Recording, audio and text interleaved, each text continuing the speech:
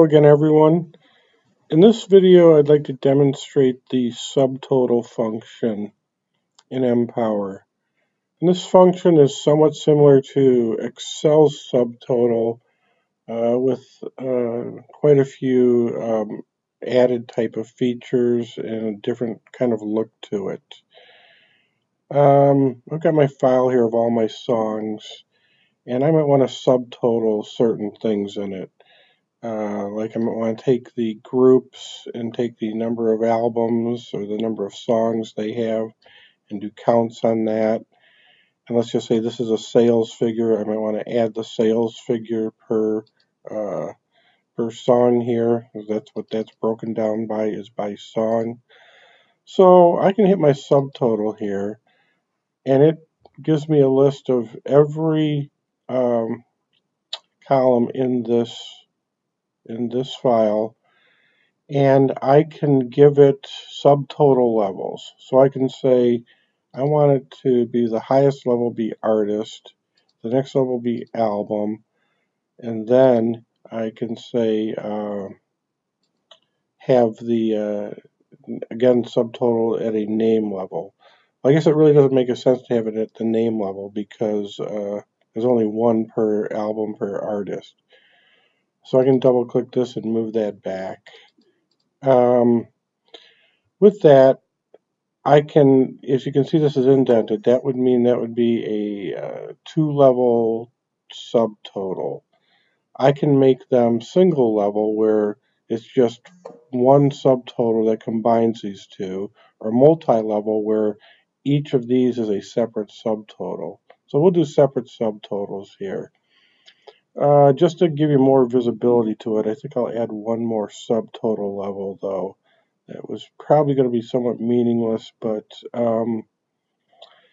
it will at least display what I want to show you in the way of what the output will look like. So we'll do media subtype. Oh no, I don't think that had any elements in it. Let's try disk number. That might be good. Okay.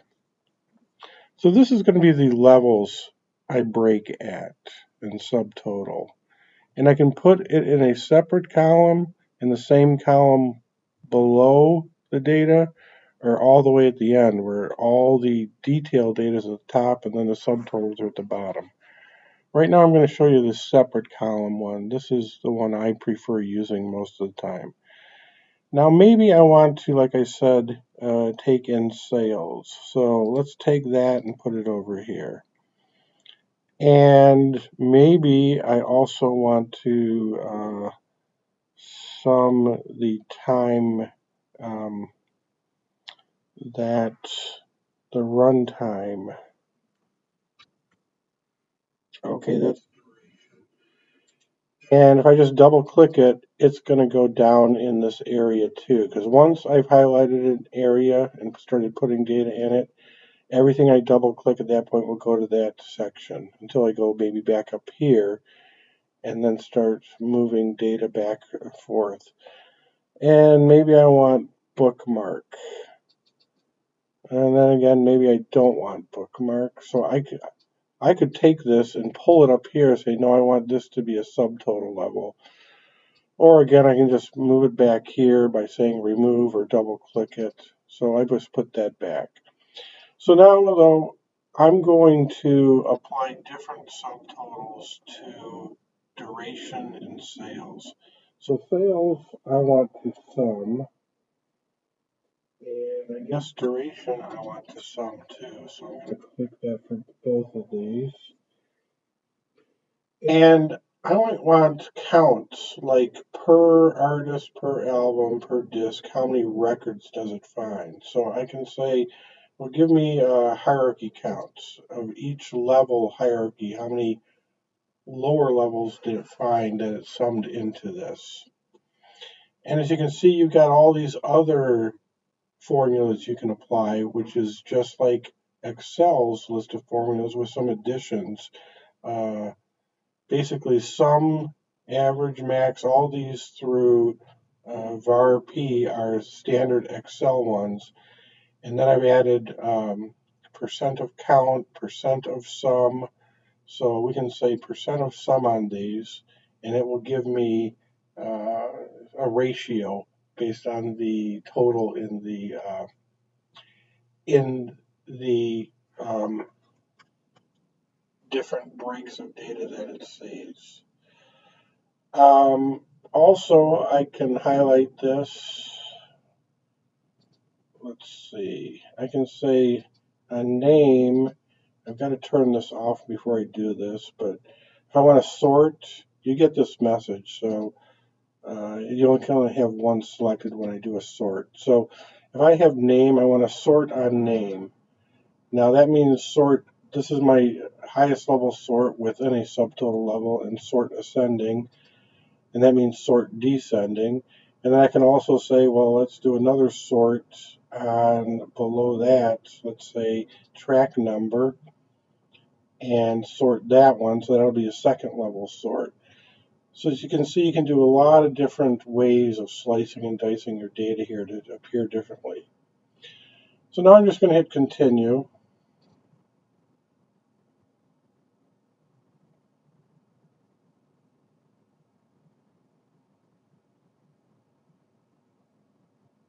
And sometimes, that took 15, 20 seconds.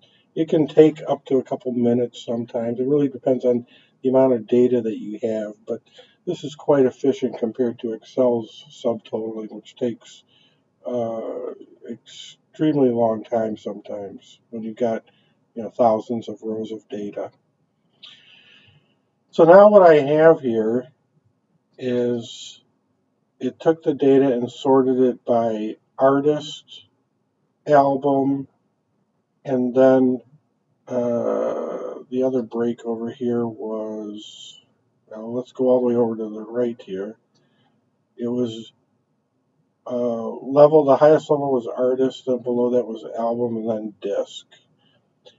So that's how it sorts it initially, and then the sorts within that were by name and then by track. So it went descending on name. That's why you see the Y first and the B all the way down here at the bottom. So now it gave me all these subtotals, and these are color coded. So this is my highest level, second level, third level. So you can easily see the different levels of subtotaling. And if I go all the way over here, then I get the different formulas that applied. So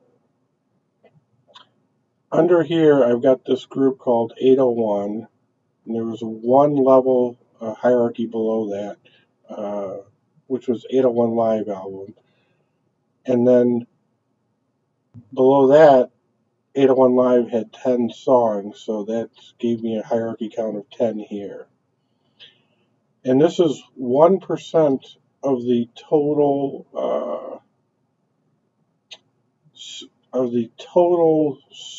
subtotal, or rather the sum here of 8,300 is 1% of the total sum that you would see at the bottom of the sheet. And as you know, that I did a subtotal for sales and duration also. So let me just make this a little smaller here. Okay, so 22 minutes and 30 seconds was the sum of the duration, as you can see. And if I go down, let's go down a little further. Okay, so here's one that we have a disc, an album, and then if we go down further, you'll see another disc and album. So this hierarchy had two hierarchies because it had two albums below the artist. This album had one disc below the album, and this disc had 13 individual detail records below it, if that makes sense, I hope. And the sum of this one was 11,000, which was 0.2% of the total. So hopefully you're getting a understanding of how this works. And let's say if I go all the way to the bottom here, you'll see the grand totals. So this is your grand total, sum of 6,074,000. There are 471 hierarchies, meaning 471 artists, and then we have our detail above that. So this is one way you can run this. Now, let's say I want to run it different. Well, as long as I don't change the data or corrupt it, I can hit my subtotal again, and it sees what I have set before as the different subtotals, except for the sort, but it knows that I had this hierarchy and these subtotals set, and I can change any of these. So if you do want to, play with the different layouts, do a different way of subtotaling, this makes it easy to just maybe make a couple small changes um, and then rerun it. So let's go for single level. I'll show you that one now. And let's say I don't care about hierarchy counts. All right, so we're just going to look at the sum of this and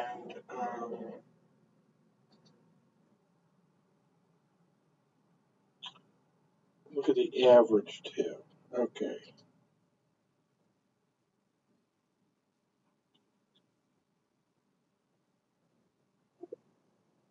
so now I just reran it and it only gave me a single level. So you're only going to see level ones now. No matter how many different subtotal levels I put in, it would have concatenated all into one subtotal key. And now I've got the same sum total, like 11,000, if you remember, that's what that was for the 10,000 maniacs. It gives me an average for that. Same for the other aspect here. It shows me the total time, 22 minutes, and an average of 4 minutes. For myself, when I use this function, frequently I'll find that I just want to analyze maybe one of these at a time, but I do actually have multiple formulas. So that nice little feature of saying, let's say, display sum only, now I just see all the sums for each of these subtotal levels I had. And let's just go back and show you the menu again, or the screen here.